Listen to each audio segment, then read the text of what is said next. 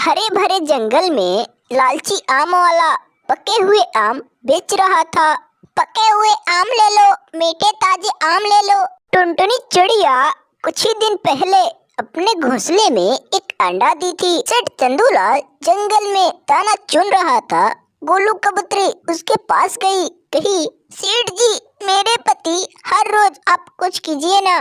फिर सेठ, मैं कल ही उससे मिलूंगा, तुम चिंता मत करो। इधर टुनटुनी कालू से कही, भैया मुझको 1 दर्जन आम दीजिए। आमों को लेकर टुनटुनी रास्ते से घर आ रही थी तो देखती है कि एक छोटा सा आम का पेड़ फरा हुआ था। छोटा सा दिखने वाला पेड़ बहुत शक्तिशाली था। चिड़िया उसके पास गई।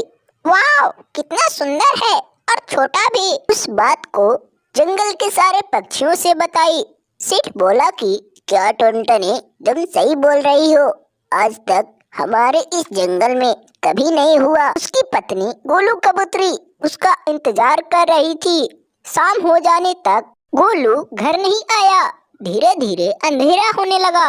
अगले दिन जब सुबह हुआ तो गोलू कबूतरी बैठकर रो रही थी। इधर कालू कौवा अपने दुकान पे जा रहा था तो देखता है एक छोटा आम का पेड़। कहा कि अरे, मैंने तो कभी इतना छोटा पेड़ नहीं देखा, वो भी फल लगे हुए। सुंदर सुंदर फलों को देखकर कौवा उसके पास गया, उन फलों को तोड़ने लगा। सीधे अपने दुकान पे पहुंचा और कहा कि हे भगवान, मैंने तो कभी ऐसा पेड़ जंगल में नहीं देखा। चिड़िया की अंडे का टाइम हो चुका था। फोड़ देने के बाद उसमें से एक चूजा निकला।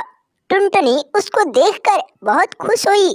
चूजा भी बहुत सुंदर था। कबूतरी अब अकेले रहने लगी। जंगल का सेठ उसके घर गया। बोला कि गोलू, मुझसे कुछ पैसे उधार लिया था, अभी तक नहीं चुकाया। तुम इस घर को छोड़ दो, जब पैसे दोगी तब मैं इस घर को छोड़ूंगा। टुनटुनी अपने चूजे को उड़ना सिखा रही थी। सुंदर सुंदर फलों को कालू जंगल में बेच रहा था। रोते हुए कबूतरी उसके पास गई, थोड़ा फल मांगी तो कहा कि ओ, तो तुम फ्री में खाना चाहती हो, मैं ऐसा हरगिज नहीं करूँगा, तुम यहाँ से चली जाओ। कुछ ही देर में शाम हो जाने पर कौवा अपने घर आया। चिड़िया भी सो गई।